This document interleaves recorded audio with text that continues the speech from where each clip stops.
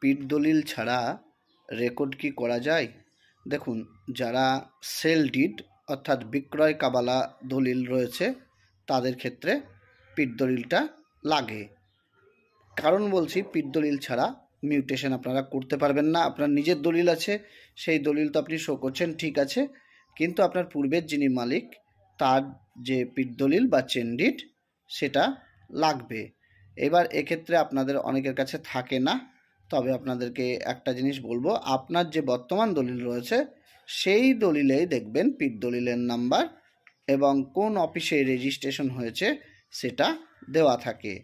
এই যে আপনার নাম্বার এবং রেজিস্ট্রেশন অফিস পেলেন, সেটা আপনারা WBE ডিস্ট্রিক্টে যদি 1985 সালের আগে পর্যন্ত হয় তাহলে সেখান থেকে সার্টিফাইড কপিটি তুলে আপনারা BLRO অফিসে রেকর্ড বা মিউটেশন করিয়ে নিতে পারবেন। আর